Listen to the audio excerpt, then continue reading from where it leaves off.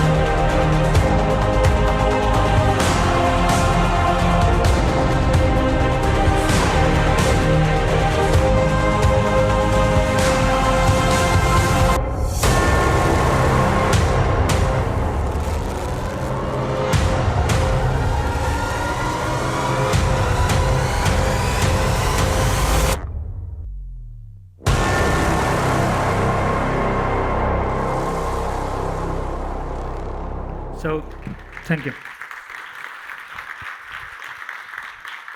It's really nice to hear it with such an amazing sound system. So that's our new baby. That's what we have been up to for the last little bit less than 2 years. But again, how do you go from this to what we're doing now? With Invisimals, we did a game which was geared towards children. As you will know, Invisimals generated a TV show on Netflix, generated trading cards, generated stickers. So it generated something which is, it seems, very different from what we're trying to do with Kill Squad. And what I want to prove to you guys is that that's not really the case. Of course, with Invisimals, we also went through some weird adventures. Here I am with Ana Botella, wife of then president of the government, thinking, what the hell am I doing here? For people abroad, this is the wife of our ex-president, and they were basically indicted for corruption, so I ended up in an event with them. The gentleman on the right-hand side is my ex-boss at Sony, amazing guy. He made Invisimals what it was, really, so I'm super thankful for him forever. So again, the question is, how do we go from there to there? The first idea is that, of course, in the lifetime of a studio, there's a moment in which you seek independence. Basically, relying on the revenue generated by clients is risky, because the moment you don't have a client is the moment you're done. So if you're always working in the work for hire cycle, of course you're going to have some sort of profit, you're going to have some sort of, reserves of cash, but basically at some point we at Novarama, we said, hey, what we need to do is we need to become independent. If we're always inside the work for hire loop, one day we will make a mistake, and when we make a mistake, we will disappear. And then how do you achieve independence? So that guy over there, I'm sure the older people here in the audience know who he is, because I'm getting older. Some of you youngers don't know who that guy is. That's Mike Oldfield, a musician. Okay, he did a record called Tubular Bells, one of the best-selling albums of all time. And in an interview with him, if you remember, if you know anything about Mike Oldfield, he did one record which was super experimental, so basically pure noise, and then another record which was pure pop music. And he did singles that sold millions and millions and millions. And so one day a journalist asks Mike Oldfield, hey, why do you do things which are experimental, and at the same time you do things which are so mainstream? And then he answered the journalist, you don't get it. I do the mainstream stuff so that I can afford to do the experimental stuff. So for me, it's all about, okay, let's do a couple of hits so that I make enough money, so that I can go back and do my weird shit, which is what I really care for. Okay, so what we did with Kill Squad, the first thing we did, which is counterintuitive, is forget about Kill Squad and seek for a good project which was a very reliable source of income. That's a second project. At Novarama we have 2 studios with 2 teams. That's a project that will be unveiled later this year or starting of next year. It's an amazing game, but I can't say anything about it because it's now under NDA. But again, first thing, my first advice for you guys is if you guys want to be independent, the first thing you need to do is you need to achieve dependence so that basically you can have a foot on solid ground and then use the other to take the leap. Okay, so never try this on your own, because if you do, you're going to run out of cash and then problems will begin. Whereas if you have a solid footing somewhere else, you always have kind of like the safe harbor to spend the winter in, and then you can take the risk on the other stuff. For example, in the case of Kill Squad, it's, as you've seen, it's not a huge game, it's not a Blizzard title, but it's a significant investment. We could afford that investment just because we're working on something else that basically keeps the studio safe. So first of all, if you're going to take a leap, make sure you have somewhere to hold on to. Then, of course, with every game at Novarama, it starts with a vision. In our case, our vision was basically space bounty hunters. We love westerns from the 70s, your typical Clint Eastwood stuff from the 70s, the good, the bad, and the ugly, and that kind of stuff. And we said, hey, we want to do something co-op because we love co-op, and we love bounty hunters, and we love Diablo, Left 4 Dead, Heroes of the Storm, all that kind of space. So we knew we wanted to be there. That we wanted to be. Then one trick we use in Novarama, and I want to share that with you guys, and we've always done this way, and it's worked for us, is that whenever we have to build something, we always basically start with things which are very tangible. So in this case, for example, I'm going to go over our character designs. This is a trick we learned with Invisimals. Every Invisimal you saw in the game was actually based on an actor. This is a trick someone at Sony told us, and I think that was a brilliant idea, which is, hey, when you're designing a character, think, who will play that character when you do the movie? Most likely we will never do a movie, but still it does help to have that vision in mind of, who will it play it, the character. So here's the references we had for Kill Squad, and here's the characters in the same order, left to right. Okay, so we began with, the Clint Eastwood kind of stuff, the Bane kind of stuff, the Hela from Thor, and slowly we distilled that into our 4 heroes, which of course are our 4 classes of characters. But again, that's a trick we have always used that has worked really well, which is always do designs that are based on real people. Makes your work so much easier, because inventing something from scratch is really tough. But at the same time, if you have something that you can think of, it makes your life a little bit less complicated. Next step for us was to think, what are we doing on this game? And this is a thought that has been in my mind for the last 3 years. If you think about Invisimals, again, our past is doing augmented reality, okay? Augmented reality. So whenever you're doing augmented reality, what you're building is an experience as in, oh, your life is boring, I'm going to make it fun so that things will come to you. So your life will become exciting. With a PC title like Kill Squad, we couldn't do that because we're not going to transform your life in the same way. So the metaphor we used is, okay, so this game is not an experience, this game is a place. It's a place. We know people love to be transported, so we all know that basically games are all about evasion and escaping reality. So we thought, where are we taking our guys? And we thought hard about what is the place. And in our opinion, the place was the Mos Eisley Cantina from Star Wars. And that's the reason why I have this photo here. This has been on our frame of mind for a long time, which is, hey, if you're a bounty hunter, where do you go? Oh, you go to a bar. Of course you go to a bar, because that's where you get your contracts, that's where you get your friends, that's where you get your teammates. So the whole metaphor of the game began as a cantina of sorts. And the interesting bit about that is that that influenced the game in a really deep way. So check it out. This is our story mode. And the fun bit about the story mode is that there is no story mode. Because we thought, you know what, if you're a bounty hunter, there is no story. It's just you go in, and there's contracts that people offer you.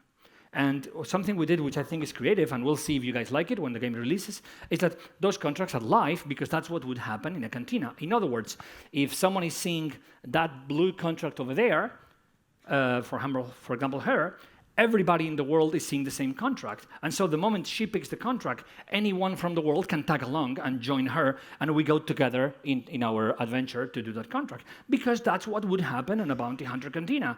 Most likely I would start and I would go like, oh, I'm going into planet whatever to kill whoever. And she would say, I'm tagging along. And he would say, oh yeah, I have a gun, let's go. That kind of dynamic is what we wanted to build. But again, that all starts from understanding, what are we building? We're building a place. A place that you basically somehow are teleported at 10 p.m. every night with your friends and just go on adventures. Of course, we couldn't afford that place to be huge because, we're a small studio and we have limited means and limited budgets. And so we did a lot of R&D on procedural content generation. There's a lot of amazing work being done, that has been done in the past about that. Good reference there in case you guys want to look it up. Of course, it's Diablo 3. Of course, it's Left 4 Dead. There's a million games that have done this brilliantly. So we said, hey, we need to do... By the way, I'm going to say that later, but the engine we used is Unreal. So what we did is we did a procedural content generator on Unreal. And so in that case, I'm going to show 3 slides real quick so that you understand. So we have an AI that's able to build the mission on the fly. That's going to be the cells of our mission, the chunks. Each one of those blocks is going to be, let's say, 100 meters by 100 meters, roughly. Then from there, it turns into this. This is the same scene, okay? And then from this, it turns into this, okay? So what we have is we have hand-curated cells, and then we have an AI that's able to do permutations of those cells to generate the environment. Of course, a lot of the magic is thanks to Unreal, which is an amazing engine. I will be talking about that in a second. and the lighting of Unreal, etc. But again, by doing this, we have replayability, and we can afford to create a game that looks bigger than it actually is. If you guys played Left 4 Dead, being the perfect example, that was not a huge game, but it was super replayable, so that's a good trick. We think procedural content is really an amazing tool for us in these studios to generate good entertainment.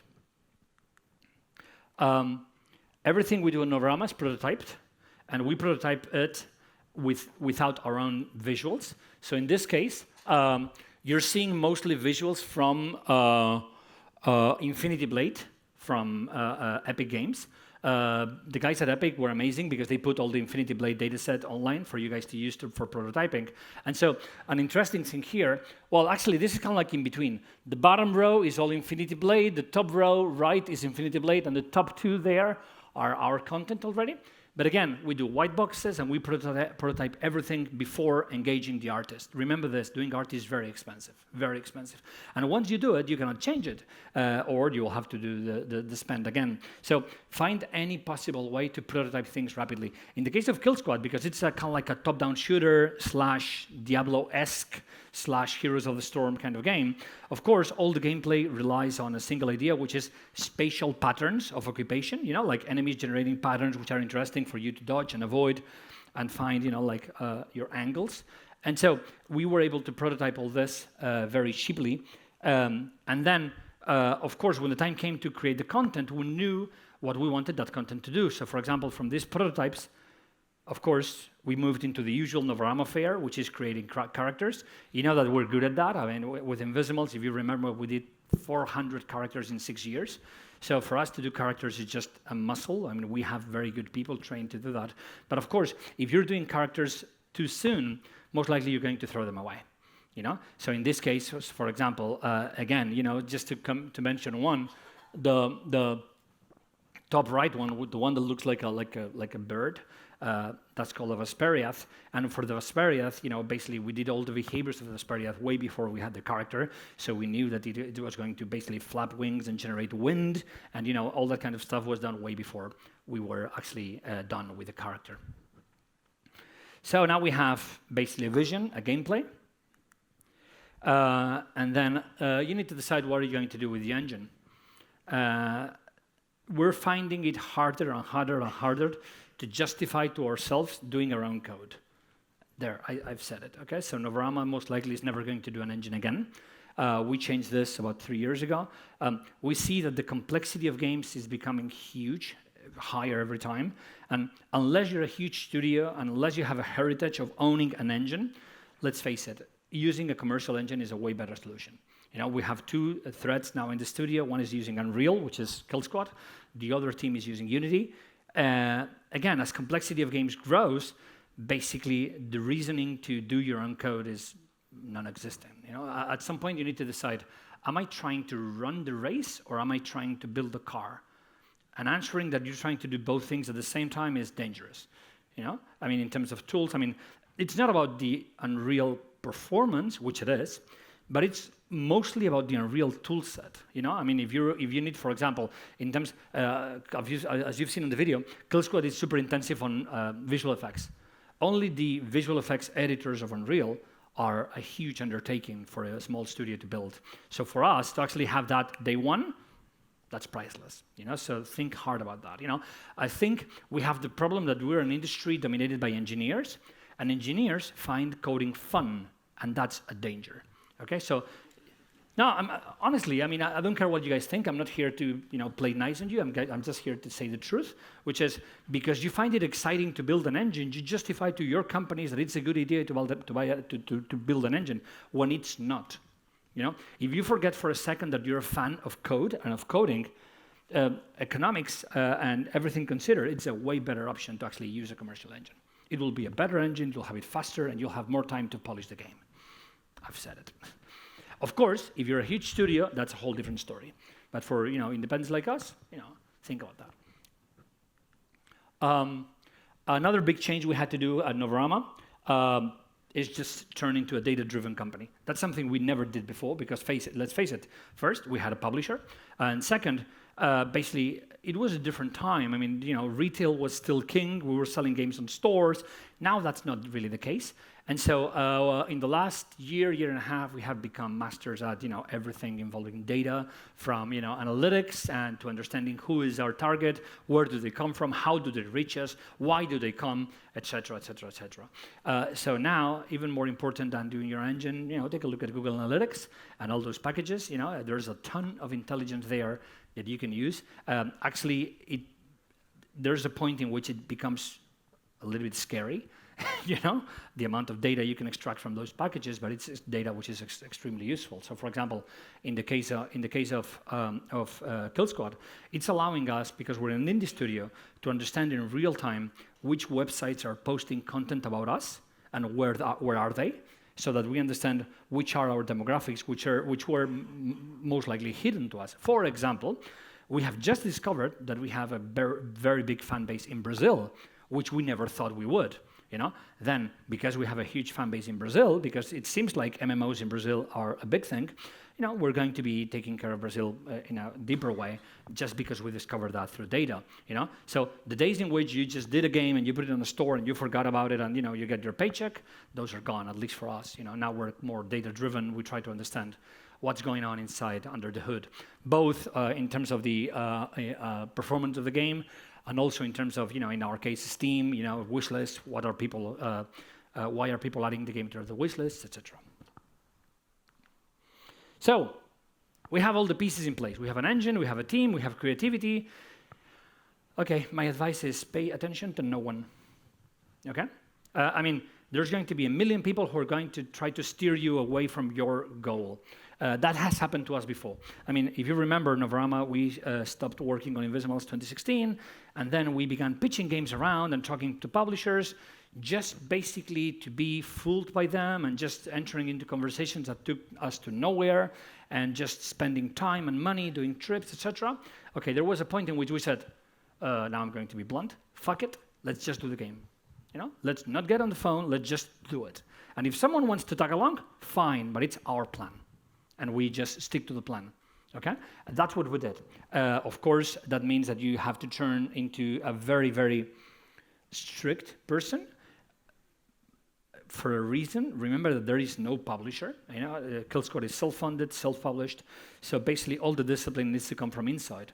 And it's a complicated thing to do, because I've always said, and I've repeated this a million times, and I still believe that this is true, that a game studio is more similar to a rock band than it is to a company. If you think about a company, let's say Microsoft, Microsoft is dominated by management. Of course, there's a lot of people with, very big skill sets making the decisions. Whereas if you move into the games industry, no matter if the studio is big or the studio is small, decisions are mostly creative. And creative decisions mean there's egos on the table, and people think hard about their opinions, and they believe their opinions are correct, and there's going to be struggles among them. So the dynamic, it's more similar to something like Oasis than it is to a classic game studio. And you may say, oh, that only happens in a small studio. If you think that's the case, I would advise you guys see a documentary on Netflix about the making of For Honor by Ubisoft, which was a huge title, and from what it seems on the documentary, amazing game, but there was a lot of power struggles and a lot of egos clashing. So again, this idea of focus is especially tricky on a game studio because we are creatives. So everybody knows, we've said this a million times, at Novarama we use Kanban. Kanban is an amazing tool. If you've never heard about it, you should. It's basically a Japanese methodology, which is a derivative of the Toyota method from the 60s.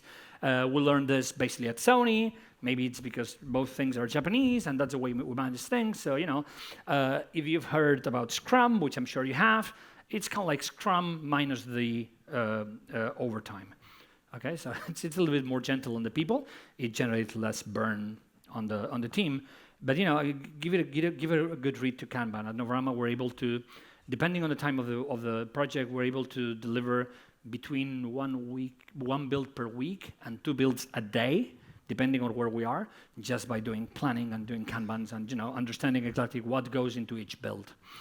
So again, discipline needs to come from inside. So Be careful with that. I mean, it's easier to do a game when there's a Sony or a Microsoft or whoever yelling at your ear, oh, you need to deliver, you need to deliver. When there's no one, the temptation just to go crazy and creative is super big, so you need to stay focused. For example, we decided early this year, in January, we said, okay, we need to hit E3. This is a game that needs to be shown at E3 and released right after.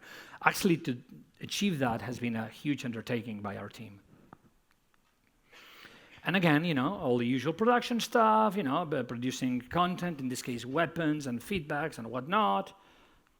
And then, of course, you begin seeing all the pretty stuff, you know, visuals begin coming. All the art for Kill Squad was done here in Barcelona in terms of the levels, the worlds. Those are done here. So kudos to the team at Novorama because I think it looks amazing. One thing that we took a lot of care in is all the visual effects. I mean, what we did is, just to be super honest, we looked at a lot of Asian MMOs. Asian MMOs are amazing in terms of visual effects, Chinese, Korean MMOs, and we took a lot of inspiration there for our visual effects.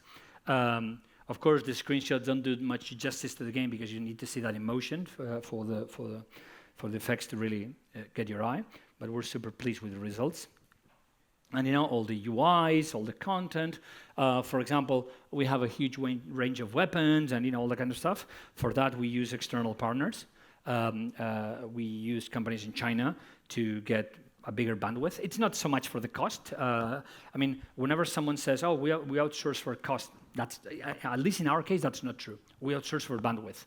For example, this morning we shipped another batch of content to China, and actually I could get a team of 15 artists in China who are starting next Monday. It's impossible for me to do that here.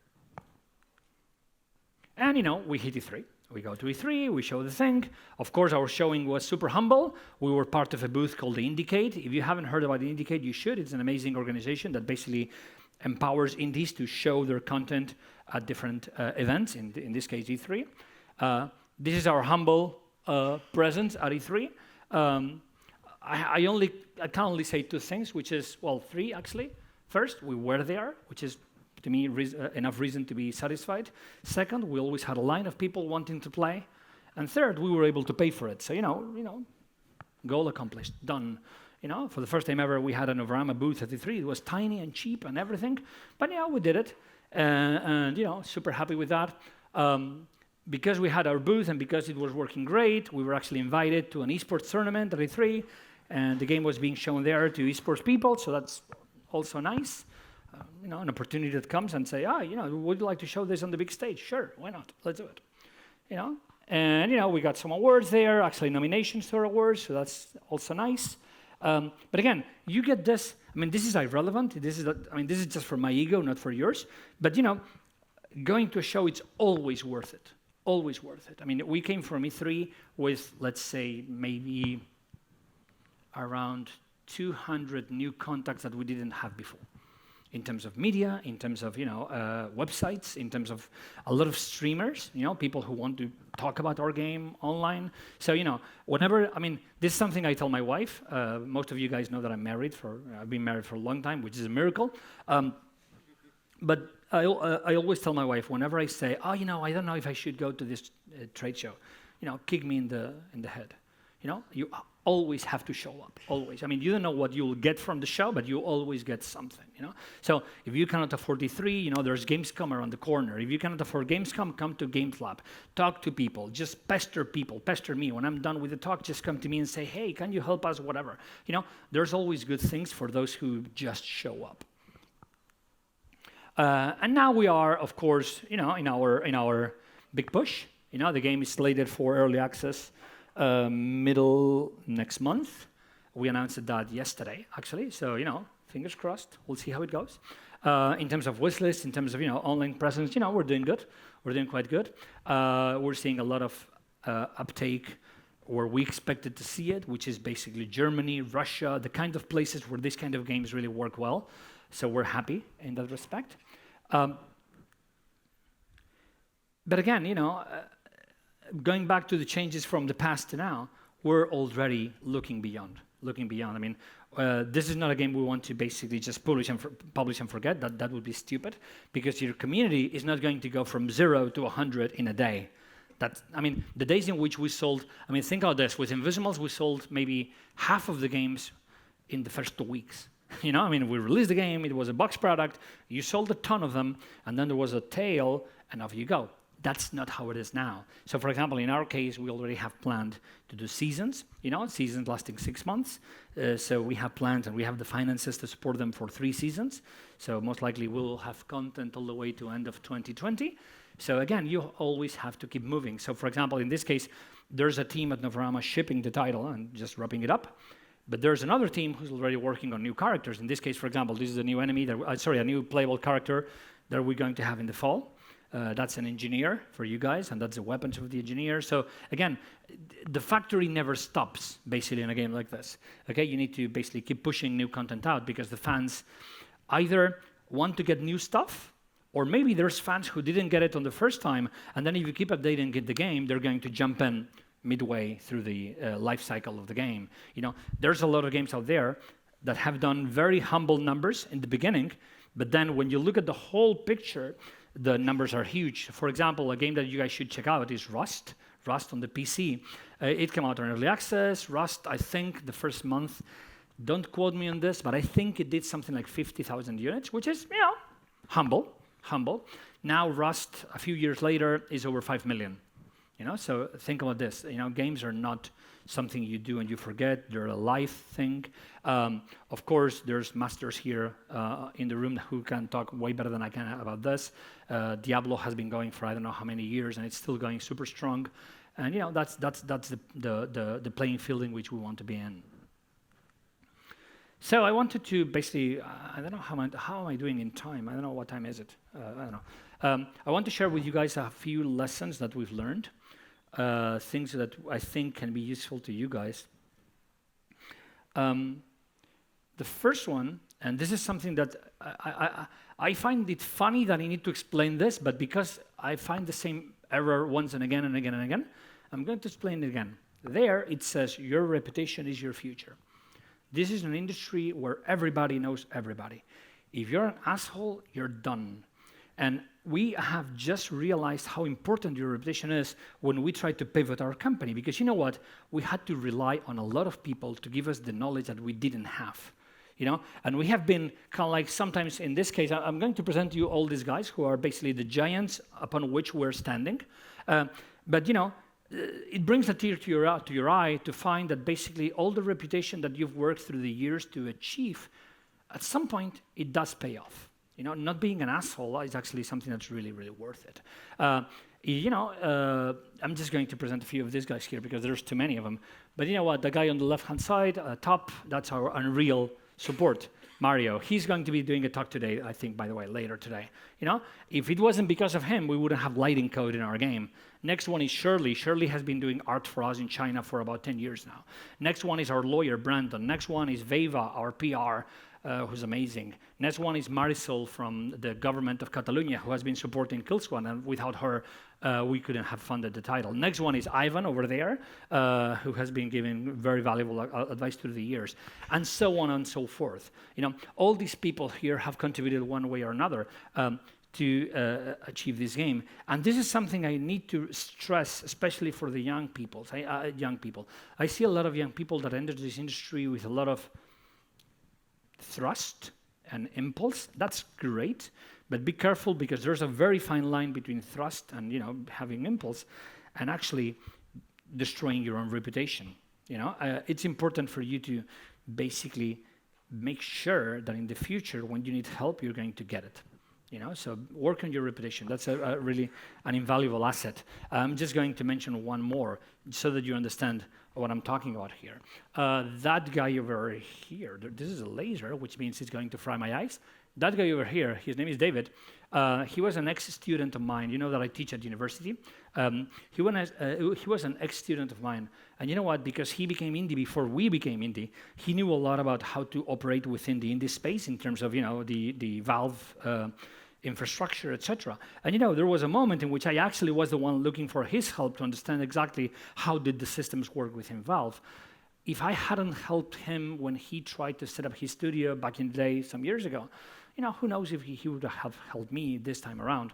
So again, work on your reputation, work on your contacts. They're going to become very useful at some point in your life. The second thing is, and this is something which is super important now that with E3, etc. They're going to sell you 1 million times that technology matters, technology matters. Oh yeah, Stadia is coming.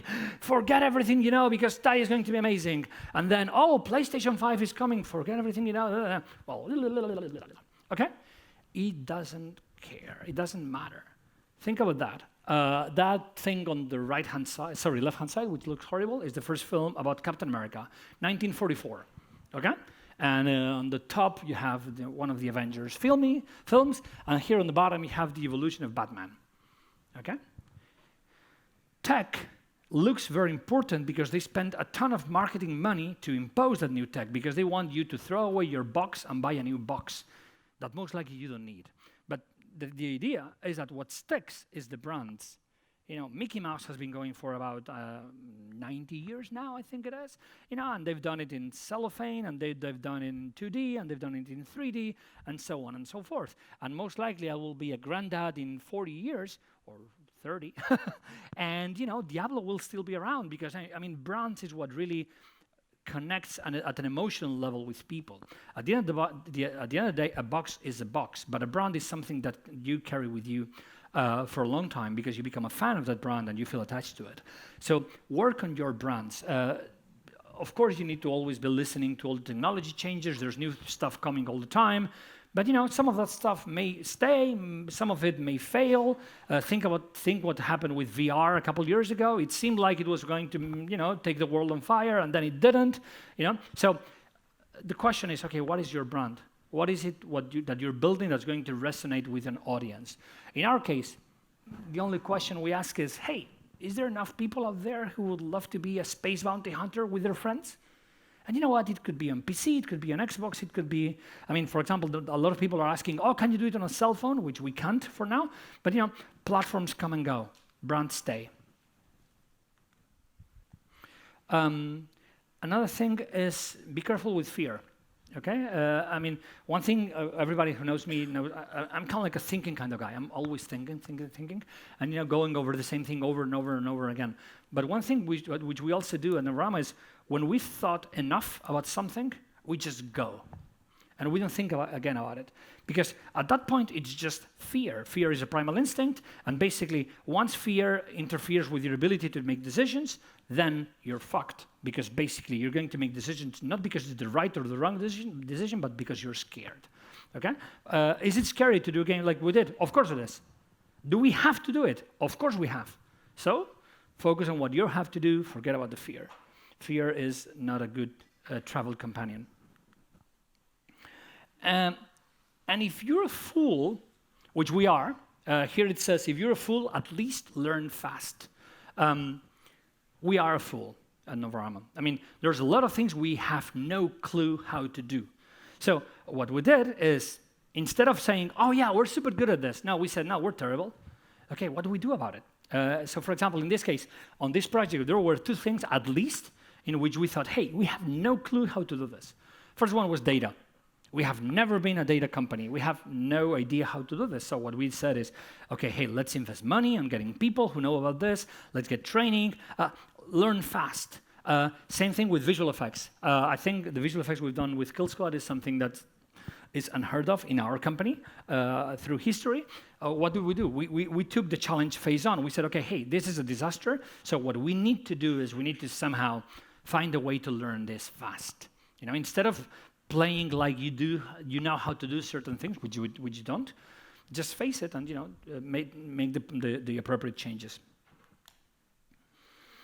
And then this is an advice especially for people here in Spain, which is here in Spain creativity here is out of the question. There's a ton of very good creativity in this country. The problem is not really the creativity. Here it says, by the way, I'm going to translate the slide, creative impulse on the left. In the center, it says the game. And on the right, it says the community. So here in Spain, we do something which is really freaky, which is we go like, oh, I had this wild idea. I'm going to make a game about flying toasters because you know what? I like flying toasters. you know, and then you do your game based on this creative impulse, and then you try to somehow, you know, shove it down the throat of people saying, you know, you want this, and then you realize no one cares about flying toasters, and you think, why did we do this in the first place? You know, so. I know you guys are laughing, but think about this. I've been in this industry now for 17 years, and I would say that describes about 75% of the games I've seen. Okay, so this is a serious problem in this country, which is we overvalue creativity, we undervalue market. So what you guys need to begin thinking, and what we try to do with Kill Squad, is think the other way around. Okay, where is the people? We know, in our case, we said, hey, we know there's people who love co-op on PC. That's a beginning. You know, I mean, it's a good idea to begin. This is going to sound like I was telling this presentation to my wife yesterday, and he was saying, "Oh, but that's so obvious," and I was like, "It's not so obvious in my industry. I mean, people just begin games because they feel it's a good idea, you know. So it's a good idea to begin the game thinking, yes, we're sure there's, I don't know, 10 million consumers out there who will want this. Now let's build the game, and now let's do the creative impulse and characters and whatnot." So each project you begin from now on, if you want to be taken seriously, please, please, please make the oath of saying, okay, we will begin by thinking, what is the market? Then what are we going to do to address that market? Okay? I know it sounds super obvious to you guys. It's not so obvious here. Okay? Not even for us. I mean, a lot of the games we've done have just been because we felt like, oh, that's kind of cool. Let's do it. You know? And sometimes we get it right, sometimes we get it wrong. And this is kind of like my final advice. I've said this a million times, but I'll say it again, which is this industry cares about quality. It doesn't care about complexity. We focus too much on the complexity. Again, going back to the idea before that I said that, oh, this is an industry dominated by engineers, and because engineers want to solve hard problems, they'll tell you, oh, we need PBR, and we need real-time ambient occlusion, and we need a million things. And you know what? Candy Crush Saga is one of the most successful games out there, and it has none of that. So what this industry cares is about quality. It cares about polish. So before saying we're going to do the next World of Warcraft, you know, have a thought of saying, okay, what is the best game I can do that's going to have a Metacritic above 75? You know? And if that game is a Pac-Man, you better deliver the perfect Pac-Man, because you know what? There's a good market if you did an amazing Pac-Man. But if you do a mediocre World of Warcraft, a clone, that's going to go nowhere. You know? So always focus on the quality, not focus on the complexity. We try to chew too much. You know, we try to do things that overpass our ability to deliver. And then what happens is that the game becomes too big or too expensive, and then it's either undelivered or unpolished or both, and that's not good. Okay, so always think, what is the best that I can deliver to a really high quality bar, you know? And to wrap up, and kind of like the purpose of this call, I was talking about before about invisible threads and about, you know, the evolution of this. I'm kind of like getting old. You know, I'm 44 now. I've been in this industry for, I think it's 16 years this year.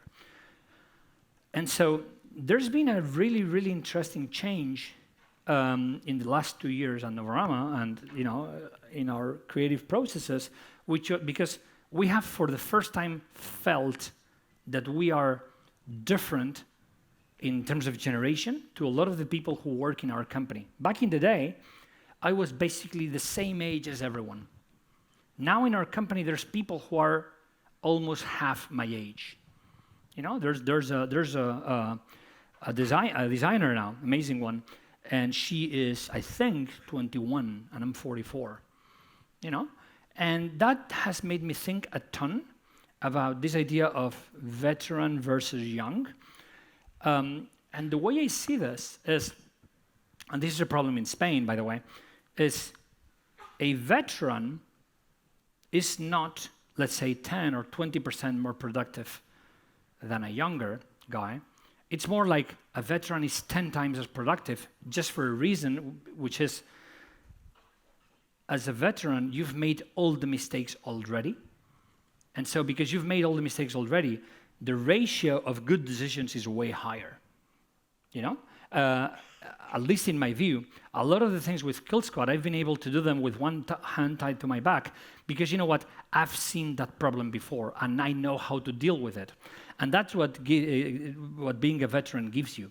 You know, many times now, talking with the younger people at Novarama, they see like, I cut the conversation real quick and I say, no, let's do it this way, because I know that will work as a fact. So being a veteran gives you criteria. That's what it gives you. On the other hand, being young gives you thrust. So at Novarama, we have a quite young team on Kill Squad. And what they have, and it's invaluable, is a huge impulse in terms of, you know, lines of code delivered per day, in terms of capacity to do work.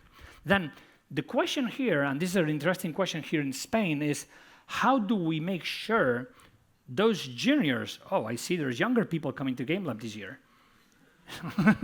So the question here is, how do we make sure those young people are actually retained and stay here in Spain and basically grow to become veterans? Because one thing that we're seeing in the industry, and that's really a dangerous thought, is that a lot of people, when they become veterans, they actually go away, because in our country, we are failing at generating enough opportunity for veterans to actually stay here.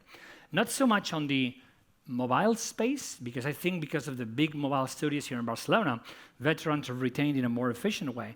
But I think us, and this is a self-criticism I'm making, you know, us doing PC, doing console, doing more, again, you know, this kind of product, we need to basically work so that our juniors become our veterans, and those are the criteria for the future. That's kind of like a very big parting thought I wanted to have with you. And to wrap up, I wanted to actually share with you guys a secret, which has to do with what I was saying before, and that's kind of like the invisible thread I have been talking about through all the presentation, which is I actually didn't design Kill Squad myself. And that's an interesting thought.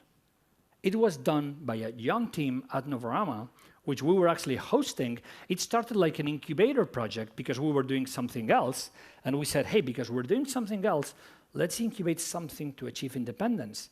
And basically what happened is Kill Squad really started like a training exercise on Unreal.